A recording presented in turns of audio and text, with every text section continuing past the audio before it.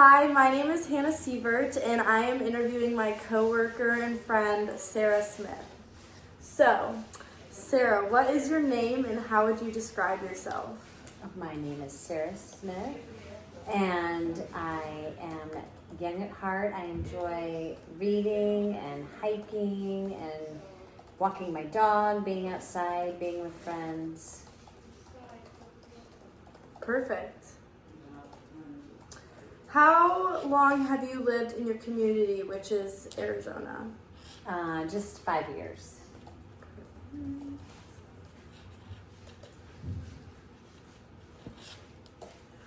What environmental changes have you noticed since living here? Well,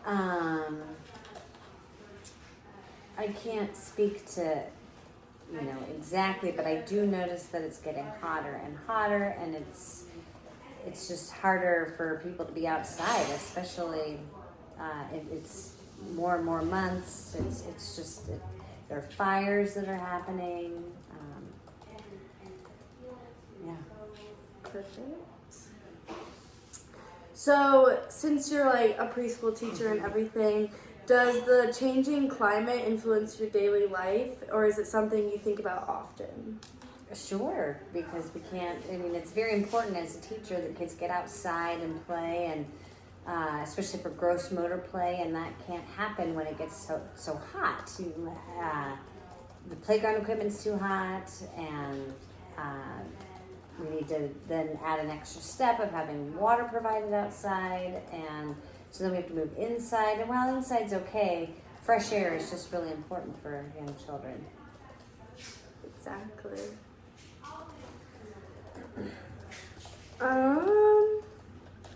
How has your health personally been impacted by climate change? So, do you feel like your health has been impacted from the heat the increase in temperatures, like you personally? Yeah, I mean, when we have those really high temperature days, I am more drained. I'm more exhausted more quickly. It's harder to keep going, and especially when we have wildfires. That can really, when the air is smoky, you can't be outside. And if you have a dog, they ask you to stay inside, but you can't walk your dog. Perfect. What changes would you like to see in your community to address climate change and improve health for all people? Maybe for as a teacher, the playground, or other areas that you think that you would like to see change, maybe? Well, I think we're going to have to. I mean, play structures have traditionally been metal, and that's too hot for kids to play on, so that's not safe. So those are going to need to change. Excuse me, misters probably all around. That's good. So that we can keep kids outside, because so many kids now, especially with working parents, have to stay inside. And it's really important for them to be outside in nature, exploring, playing with dirt, and it's just not feasible. So we're going to need to have more shaded areas. We need to have different material to build the play structures with. A lot of playgrounds are on turf, and that also won't work. When it gets too hot, we can't have the kids on the turf. So I think we're going to need to make a lot of changes to moving forward. Perfect. So in my class right now, I'm learning about health and climate change intersect. Is there anything else you think I should know?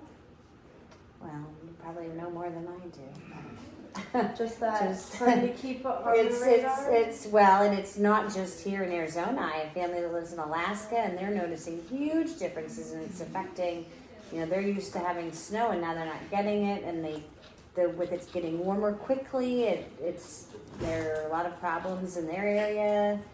The glaciers are melting. I mean, it's a real problem. It is. Okay.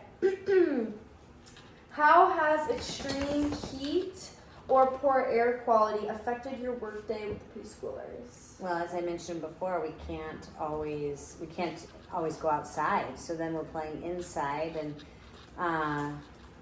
we have a decent gym space. But again, where that's great for the gross motor skills, but outside is where we get to be with nature and play with dirt and sand and rocks and leaves, and they truly love that, and we can't do that inside, so that's changing. Perfect. Do you ever notice differences in children's behavior or health on very hot or smoky days? Oh, sure. You get crabby when you're hot, don't you? Kids get crabby. They also are at danger for heat stroke. They get sick, and we don't always know because they don't communicate. We don't know their hydration levels when they get to school, and then if they're outside running around and it's too hot, you can get real sick real quick, and that becomes a problem. For sure.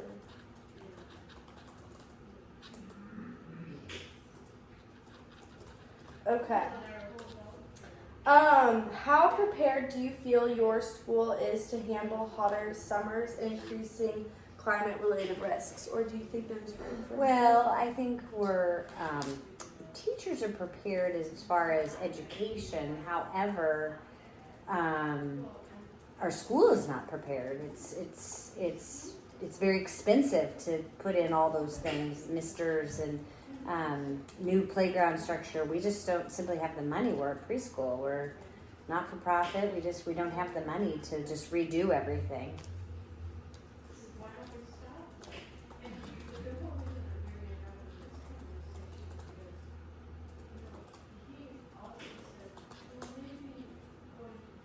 Great.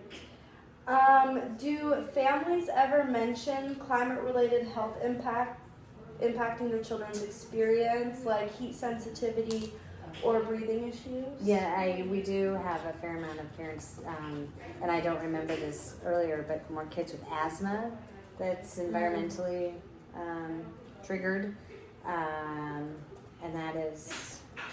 there's been an uptick of that. Parents worried about their kids getting enough water.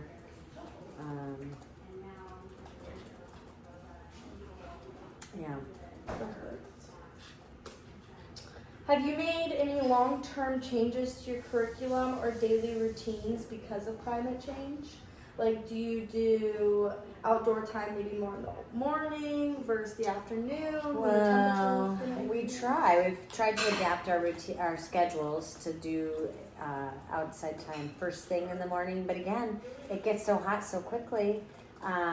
We've had to just really reduce and limit that, and often we're inside playing, which I again told you all it's not as ideal for child exploration and development.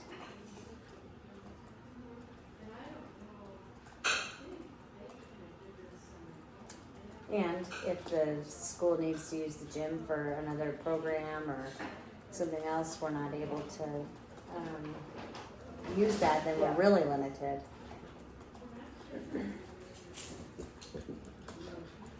Do you feel that children are especially vulnerable to climate-related health issues? Why or why not? Oh, sure. They don't quite understand how to regulate their bodies as far as knowing when to drink water, when not to. They don't communicate until it's too late. You don't always feel sick until it's too late. They've already suffered from some heat stroke. Kids can break out in rashes.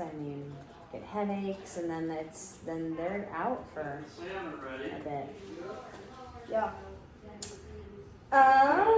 Just a couple more. In your opinion, what changes should schools or child care centers make to better protect young children from climate impacts? Well, if money was no object, put in all those things I said. I think it's worth it, like the misters. And heat. Maybe grass? Grass, yep, not turf. Shaded areas, big canopies. And then I think probably educating parents too on all the risks and what's how we're affected by it. It's real. Have you personally felt any health effects you believe are connected to climate change? Not necessarily, but like I said earlier, I do feel more tired on those really hot days. I feel like I don't have the energy to get as much done. It kind of zaps you. I probably am not always conscious of my fluid intake. And I probably suffer, I get some headaches if I have not adequately hydrated.